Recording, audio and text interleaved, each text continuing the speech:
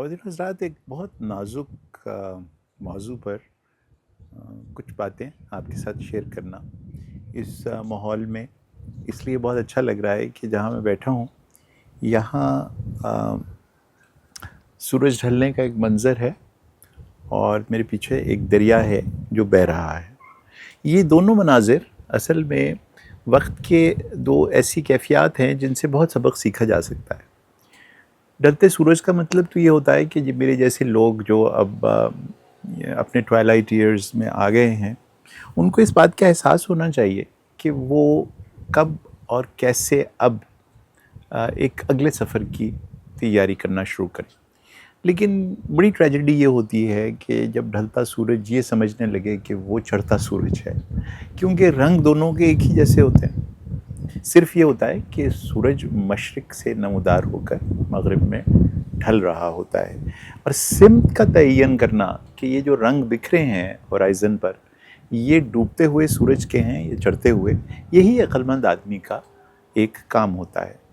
تو اس بات کا اہتمام کرنا بہت ضروری ہوتا ہے کہ ہمیں یہ پتہ رہے میری عمر کے لوگوں کو کہ ہمیں کچھ قاعدے قوانین بناتے ہوئے اس بات کا احساس رکھنا چاہیے کہ وہ قاعدے قوانین ان لوگوں کے لیے خاص طور پہ جو اس وقت کے رہنے والے لوگ ہیں. جب سورج چڑھے گا تو وہ قاعدے قوانین کبھی بھی ان سے پوچھے بغیر اور ان سے ڈسکشن کیے بغیر، ان کو شامل کیے بغیر اس میں وہ قاعدے قوانین نہیں بنانے چاہیے.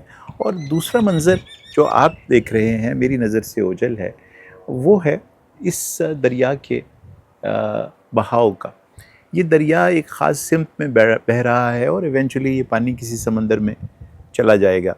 یہ ایک خاص سمت میں بہنے والا پانی ہے. میں نے آج تک ایسا کوئی دریا نہیں دیکھا جو اپنے اوریجن کی طرف واپس بہنا شروع ہو جائے. وہ ہمیشہ سمندر کی طرف ہی یا اپنے کسی بڑے دریا کی طرف ہی بہتا ہے اور اس کا بہاؤ یک طرفہ ہی ہوتا ہے. تو وقت کا بہاؤ بھی کچھ اسی انداز میں ہوتا ہے کہ وہ ایک طرف سے دوسری طرف بہتا چلا جاتا ہے.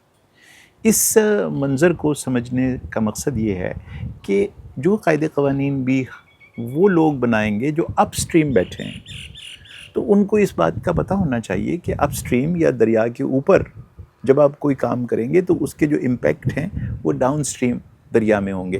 یہ ساری کہانی میں نے اس لیے آپ کے ساتھ شیئر کی، یا یہ جو انٹرو دیا آپ کو اس ساری بات کا، اس لیے دیا کہ آسٹریلیا نے پچھلے ہی سال 16 سال سے کم بچوں کی لیے انٹرنیٹ کو اور سوشل میڈیا کو بین کر دیا ہے. صاف ظاہر ہے کہ یہ جو انہوں نے فیصلہ کیا، ابھی یہ بہت ہی تازہ فیصلہ ہے، اس کے امپیکٹ کیا ہوں گے. اس طرح سے ایک باقاعدہ طور پر انٹرنیشنل کانفرنس بھی ہوئی ہے جس میں اس بات کا اہتمام کیا جا رہا ہے. یہ ڈسکشن ہے کہ شاید یہ فیصلہ ساری دنیا پر اس کا اطلاق ہوگا اور 16 سال سے کم عمر کے بچوں کو سوشل میڈیا اور انٹرنیٹ استعمال کرنے کی اجازت نہیں ہوگی.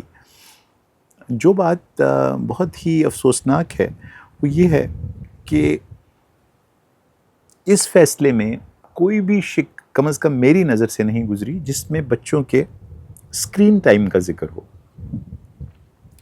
ہیومن بیہیویئر کے ایک اسٹوڈنٹ کی حیثیت سے میں آپ سے یہ عرض کرتا ہوں کہ اصل میں ایشو اس کنٹینٹ سے زیادہ جو اس اسکرین پر دکھایا جا رہا ہے، نیورو بایولوجیکلی اسپیکنگ، کسی بھی بچے کا مسلسل کسی ایک وائٹ اسکرین کو دیکھتے رہنا گھنٹوں، اور پرٹیکولرلی تقریباً 3 گھنٹے سے 24 گھنٹے میں زیادہ وقت اس اسکرین کو گھورتے رہنا اور دیکھتے رہنا نیورو بایولوجیکلی ڈینجرس ہے. اور اس سے کچھ اس طرح کے معاملات پیدا ہو جائیں گے جس سے کہ جو انسان کے برین کی فزیولوجی ہے وہ متاثر ہوگی اور شاید وہ کسی پیتھولوجی میں ڈھل جائے. یعنی ٹاکسیسٹی، جس موضوع کو بھی پچھلے دنوں آپ کے ساتھ ڈسکس بھی کیا، toxicity of white light, toxicity of screen ایک ایشو ہے جو کہ ہمیں ذہن میں رکھنا چاہیے تھا جب ہم اس طرح کے قوانین بنا رہے ہوتے.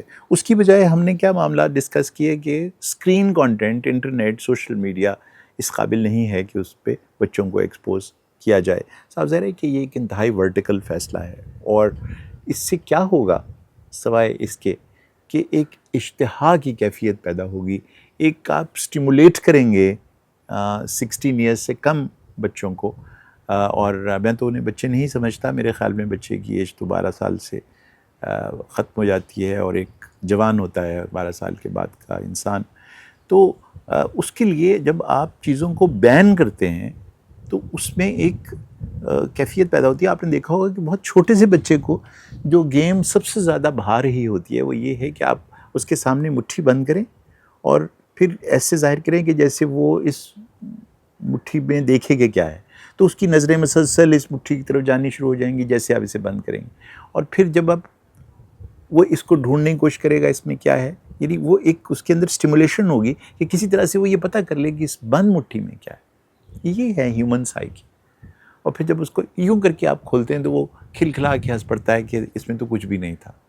تو یہ جو ایک چھوٹا سا کھیل آپ بچپن میں بچوں کے ساتھ کھیلتے ہیں، اس سے ہی ان کی سائیکی آپ کے سامنے آ گئی کہ جس چیز کو آپ چھپانے کی کوشش کریں گے، جس چیز کے اوپر بین لگائیں گے، جس چیز کو آپ اس کی نظروں سے اوجھل کریں گے، اس میں کیا ہے. اس کے لیے اس کے اندر ایک کیفیت پیدا ہو جائے گی کہ اس کو کوئی اور کام اتنی دیر نہیں کرنے دے گی. جس وقت تک وہ مٹھی آپ کھول نہیں دیں گے اس بچے کے سامنے، اس وقت تک وہ کچھ بھی اور نہیں کر سکے گا. سو کہنے کا مقصد یہ ہے کہ اس سیریز میں جو میں آپ کے ساتھ کرنا چاہتا ہوں، میں نے اس کو ٹائٹل کیا ہے اسکریم. یعنی ایک چیخ ہے جو کہ بلند ہو رہی ہے ہر طرف اور اس کی صدا اور بازگشت ہر طرف ہے کہ اسکرین کا کیا کرنا ہے.